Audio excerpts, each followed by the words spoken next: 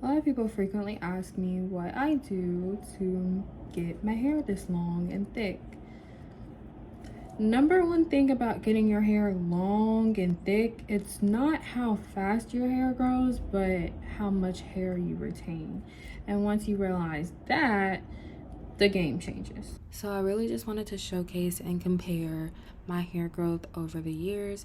And so May 2021, I cut my hair, and so it was kind of a little bit longer than shoulder length.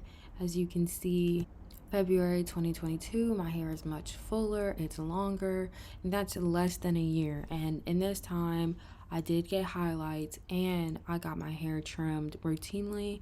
And then March 2023, still using all of the things that I currently do to retain hair length. And so you see thicker, fuller, longer hair. So you want to minimize breakage, of course. And one of the things that you should be doing to minimize breakage is, one, picking your ponytails wisely. Are you picking the ponytails that when you put your hair up and you put your hair in a bun and you take it out, it's taking all your hair with it? Yeah, stop using those. Right now I only use silk or satin ponytail holders, and then the only other type of ponytail I use are these. They're very big, like they're thick. I don't know what it is about them that doesn't rip my hair out, but they're big and they're thick, and yeah, I really like these. Speaking of ponytails, you need to stop putting your hair up so much. I say this right now as part of my hair is up. However, I don't keep my hair up all the time. Over time, when you constantly keep your hair in these tight ponytails, these tight buns, these tight updos, where you have your ponytail at is going to be breakage. There's going to be a noticeable difference in how thick your hair is before where you usually put the ponytail and then after. So it's going to be thicker on those sides, and you know, to just prevent that, you really need to be trying to keep your hair in its natural state as much as possible. Just try to keep your hair down a lot, especially when you're going to sleep. If you keep your hair in ponytails or buns or anything like that where there's like an actual ponytail holder around your hair while you sleep, you shouldn't be doing that. You should be letting your hair either, you know, whatever you do to like wrap it, or you should be letting your hair roam free. Speaking of sleep, are you sleeping on cotton? Are you not putting your hair in a silk or satin bonnet? Are you not putting your hair in a silk or satin headscarf? If you're on cotton right now, you're hurting yourself. I haven't had a cotton pillowcase in so long, and every single time I sleep over at a friend's or, you know, forget to bring my silk or satin pillowcase, my hair is a tangled mess and it feels so dry.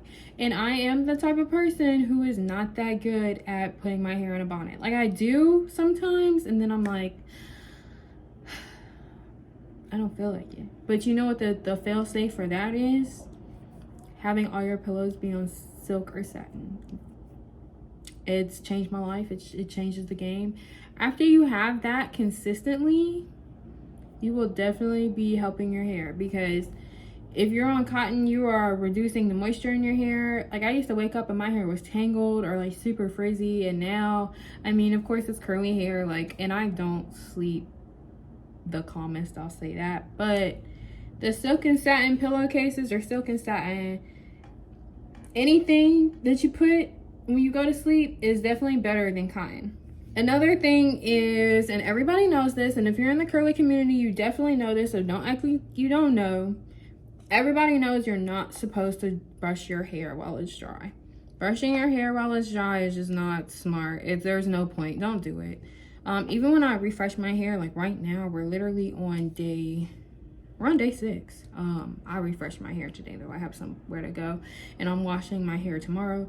But when you refresh your hair, and you know, you're amping your curls up, like if your hair is tangled at all, use a spray. Wet your hair. You don't need to be when you brush your hair dry, you can literally hear the breakage. Like, it's not even possible to not hear it. You're literally hearing it. Don't do it. Don't do it. The only exceptions are when you're going to a stylist and you need to come with your hair blow dried out. That's different, you know. Other than that, no point. I always brush my hair while it's wet, and I use a wet brush. There's another brand that's come up. I may have to check into that and see how it is compared to my wet brush, but my wet brush has never steered me wrong. So what do they say? If it ain't broke, don't fix it. Okay, I'm gonna stick with my wet brush. Every time that you wash your hair and moisturize your hair, most women who have curly hair use the lock method, LOC or LCO, leave-in, oil, or cream. Some people switch the oil and cream. It's fine. You should be moisturizing your hair. Your hair should not be dry. There's always going to be breakage when your hair is dry. Keep moisturizing your hair. Every single time I wash my hair, the first thing I do when I step out of the shower, moisturize my hair. I always have a leave-in that I put in after I get out of the shower. I feel like some people don't pay enough attention to their scalp. When you go to your hairstylist and she's shampooing your hair, you know she's like really getting in there. He or she, you know, they are massaging the scalp. They're making sure that anything that's in there is getting out. Pay attention to your scalp. Your scalp is quite literally the roots of your head. You need to be paying attention and making sure that your scalp is taken care of. Something that's very important is if you have a dry or irritated or flaky scalp, figure that out. Do your research. Go to the doctor, go to your hairstylist, figure out why your scalp is in the state that it is, because your scalp is quite literally the roots of your hair. You need to be healthy in all aspects of your head. Which brings me to my next point. Get your trims. I'm always getting my trims. My hairstylist sees me faithfully. When I used to be scared to get my trims, when I used to literally be like, oh my gosh, I don't want to get my hair cut, I don't want to get my hair cut, like, you're only doing damage to yourself, because it is very true, the split ends travel up.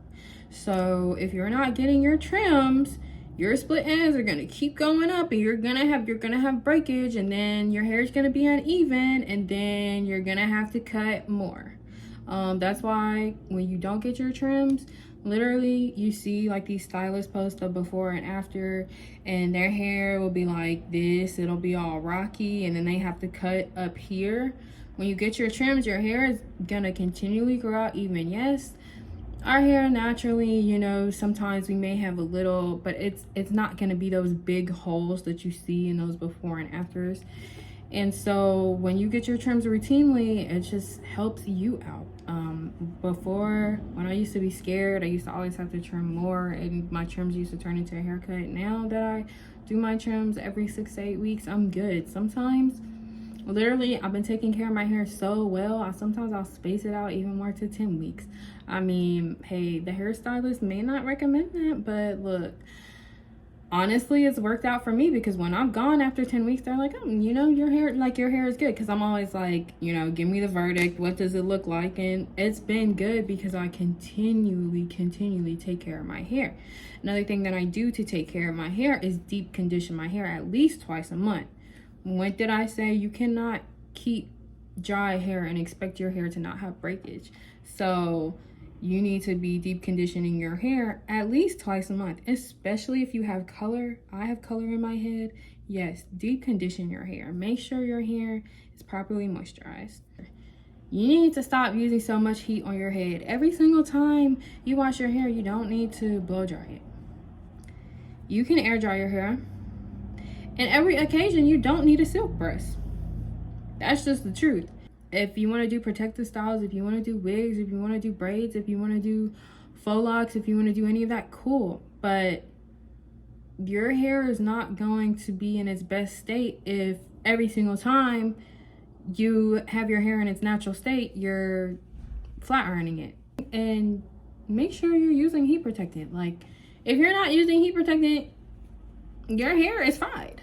Everybody knows, even men know what it smells like whenever you flat iron your hair. It smells not good if you're burning your hair. I just wanted to add a freeze frame here to emphasize another bad habit that I see people doing, and that would be going to sleep with wet hair. This can cause scalp irritation and hair breakage and should not be done. The best thing for you is to be healthy as a person. Are you getting your nutrients, your water, your sleep? You know, your hair is an extension of you. If you're not healthy, then your hair is not going to be as healthy. So you have to strive to be your healthiest self as well. These are just some tips to getting long and healthy and thick hair. You don't need to be trying to rush to every single method to grow your hair. Even if you grow your hair, your hair starts growing faster. If you can't retain your hair and you always have breakage, then you're never gonna get long hair.